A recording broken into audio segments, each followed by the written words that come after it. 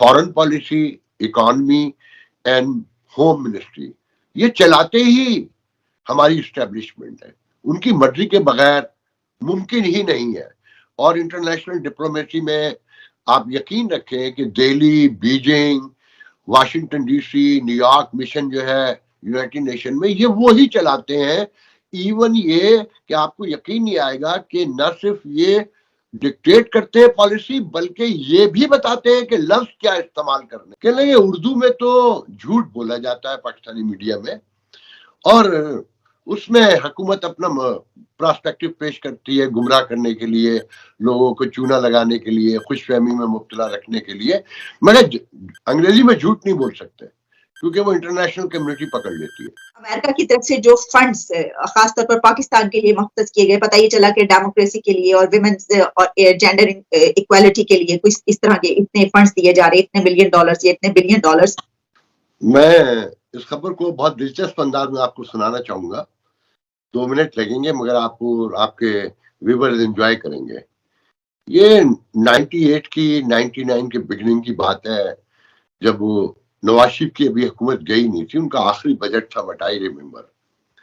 تو میرے ایک کالم نگار تھے جو ہمیشہ اکانومی پہ کالم لکھتے تھے میرے اخبار میں, اور وہ کبھی کبھی نیو یارک ٹائم میں بھی چھپتے تھے.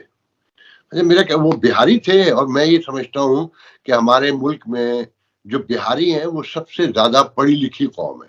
تو بہرحال میں نے ان سے کہا کہ سر اس بجٹ پر, بہت ہی لرنڈ آدمی ہے وہ, اب تو مجھے نہیں پتا, بہت عرصے سے رابطے میں نہیں ہے, اللہ تعالیٰ انہیں صحت دے.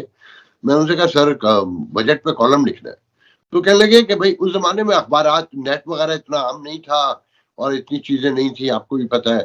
تو انہوں نے کہا کہ بھائی ڈان اخبار لا کر دیں مجھے, تب میں بجٹ لکھوں گا. تو میں نے کہا خیریت, میں نے کہا جنگ باقی چیزیں ہیں. کہنے لگے اردو میں تو جھوٹ بولا جاتا ہے پاکستانی میڈیا میں, اور اس میں حکومت اپنا پراسپیکٹو پیش کرتی ہے گمراہ کرنے کے لیے, لوگوں کو چونا لگانے کے لیے, خوش فہمی میں مبتلا رکھنے کے لیے. مگر انگریزی میں جھوٹ نہیں بول سکتے کیونکہ وہ انٹرنیشنل کمیونٹی پکڑ لیتی ہے. تو میری تو آنکھیں کھل گئیں. تو یہ جو خبر آپ نے جس کا ذکر کیا, میں نے نہیں کہا یہ جنگ میں چھپی ہے, جس کا کوئی سر ہے نہ کوئی پیر ہے. 4.3 بلین ڈالر. میں صبح سے جب سے یہ خبر آئی ہے میں نے اسے ہر طرح ہر جگہ چیک کیا. میں بلکہ نام لے دیتا ہوں, میں نے ابھی حسین حقانی کو ارلی مارننگ کال کی تو وہ کہیں بزی تھے. میں نے انہیں میسج چھوڑا, یہ خبر بھیجی کہ مجھے اس پر آپ سے فیڈ بیک چاہیے. تو کافی دیر ہو گئی, جواب نہیں آیا. تو انہوں نے کہا, پھر میں نے دوبارہ کہ سر مجھے یہ معلومات چاہیے اور میں ہار گیا ہوں, تو آپ زیادہ بڑے ایکسپرٹ ہیں. تو کہنے لگے بھائی 4400 امریکن بجٹ کے پیپرز آئے ہیں, میں مسلسل ڈھونڈ رہا ہوں, مجھے پتا ہے یہ خبر غلط ہے مگر کس مغالطے کی بنیاد پہ یہ شائع ہوئی ہے میں اسے تلاش کرنے کی کوشش کر رہا ہوں, اور ابھی تک تو میں اس میں ناکام ہوں. تو یہ ایک اسحاق ڈار نے چھپائی ہوگی خبر, اردو کے ریڈر کے لیے ہے, انگریزی میں یہ کہیں چھپی نہیں ہے. تو اس سے اندازہ لگا لیں یہ صرف ہائپ دینے کے لیے, گمراہی پھیلانے کے لیے. ہمارا میڈیا اگر درست ہوتا, اور وہ خاص کر وہ میڈیا جو اینٹی اسٹیبلشمنٹ بنتا ہے اور نون ہے, اگر وہ تھوڑی سی چیزوں کو درست رکھتا تو شاید آج ہم ان حالات کو نہیں پہنچتے. اور جہاں تک وہ 200 ملین جو ڈیموکریسی کی گروہ کے لیے دیے جا رہے ہیں, تو کل میں نے اپنے پروگرام میں کہا کہ اب امریکہ یہ بند کر دے تو بہتر ہے کہ یہ ہمارے جاگیرداروں کو, وڈیروں کو, لٹیروں کو ان کے منہ میں زیرہ ڈالتا رہتا ہے تاکہ وہ ہمارے عوام کی ایسی تیسی کرتے رہیں. پاکستان کی سیاست میں جو کچھ ہو رہا ہے, ہم یہ دیکھ رہے ہیں کہ عمران خان ایک کے بعد ایک الزام لگا رہے ہیں جنرل باجوہ پہ. اب انہوں نے یہ کہا ہے کہ جنرل باجوہ نے ڈیل کر رکھی تھی آصف علی زرداری اور مراد علی شاہ سے. تو کیا ایسا تھا؟ مطلب ہمیں تو اس دورانیے میں یہ جو کچھ ہوا اس میں تو نظر نہیں آیا ایسا. کیا وہ صحیح کہہ رہے ہیں کہ کوئی ڈیل تھی اندر خانے؟ میں باجوہ نہیں کہوں گا, اسٹیبلشمنٹ کہوں گا. باجوہ صاحب تو ایک چھوٹا سا پرزہ تھے, وہ چلے گئے. آپ دیکھیں نا تبدیلی تو کوئی نہیں آئی نا, کہ کہا جا رہا ہے کہ جی یہ پولیٹیکل ہو گئے. میں کہہ رہا ہوں کاش یہ سی پولیٹیکل ہو جاتے تب بھی بہت تھا. تو کوئی تبدیلی نہیں آئی ہے, یہ اسٹیبلشمنٹ کی ٹوٹل پالیسی کا. عمران خان پروجیکٹ ناکام ہو گیا ہے تو اب اس کے حوالے سے کام ہو رہا ہے. اس کی جو آڈیو ویڈیوز ساری چیزیں, اس میں دلچسپ بات یہ ہے کہ یہ آڈیو ویڈیو جو آپ سن رہی ہیں جو آ رہا ہے, یہ 2006 2008 2009 کی ہیں. تو جب یہ اسٹیبلشمنٹ یہ پروجیکٹ لگا رہی تھی تو انہیں پتا تھا نا سب کچھ, ہر چیز معلوم تھی نا. اسے امیر المومنین بنا کے پیش کیا جا رہا تھا. اچھا عمران خان کے لیے آپ اتنا سمجھ لیں کہ مجھے حیرانی ہوتی ہے کہ پاکستانی عوام اتنی سی بات نہیں سمجھتے کہ ایک آدمی روز اپنی 2 غلطیاں ایکسیپٹ کرتا ہے ایوری ڈے. مجھ سے یہ بھی غلطی ہو گئی, مجھ سے یہ بھی غلطی ہو گئی, مجھ سے یہ بھی غلطی ہو گئی. ایک تو یہ ہوتا ہے نا کہ آپ کا ایک ٹینور تھا 4 ایئر کا, 5 ایئر کا, 3.5 ایئر کا, آپ نے 2 غلطی کی, 3 کی, مگر آپ تو ڈیلی بیسس پہ بتا رہے ہیں کہ میں نے تو یہ بھی غلط کر دیا, میں تو اس میں بھی بیوقوف بن گیا, میں نے تو اس میں بھی بیوقوف بن گیا. تو آپ یہ بھی اب ایکسیپٹ کر لیں کہ آپ میں لیڈرشپ کوالٹی تھی ہی نہیں.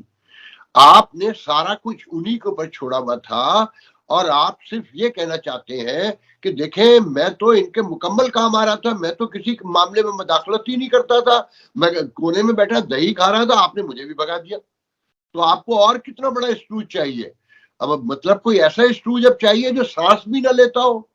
یہ تو صرف سانس لے رہے تھے نا, صرف یہ بتاتے ہیں کہ مجھے تو ڈالر کا بھی ٹی وی سے پتا چلا, مجھے تو چینی کا بھی اس سے پتا چلا, میری بیوی نے بتایا کہ میں پرائم منسٹر بن گیا ہوں. مطلب ان کی ساری چیزوں کو آپ گنے. تو یہ آدمی تو وہ ہے نا جو کہتا تھا کہ اگر اسٹیبلشمنٹ مجھ سے اپنی بات منوانے کی کوشش کرے گی میں اسی دن ریزائن کر دوں گا, اسٹیبلشمنٹ میرے انڈر ہوگی تو میں کام کروں گا.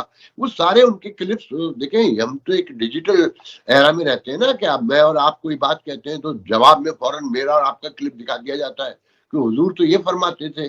تو حضور نے جتنا فرمایا وہ سب اس کا الٹ ہے. سارے معاملات دیکھیں, مجھے یہ یقین کامل ہے کہ لاسٹ 30 ایئر کا تو میں وٹنس کے طور پہ کہہ سکتا ہوں کہ foreign policy, economy and home ministry یہ چلاتے ہی ہماری اسٹیبلشمنٹ ہے. ان کی مرضی کے بغیر ممکن ہی نہیں ہے.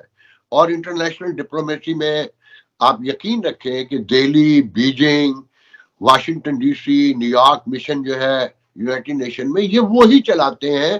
ایون یہ کہ آپ کو یقین نہیں آئے گا کہ نہ صرف یہ ڈکٹیٹ کرتے ہیں پالیسی بلکہ یہ بھی بتاتے ہیں کہ لفظ کیا استعمال کرنے ہیں.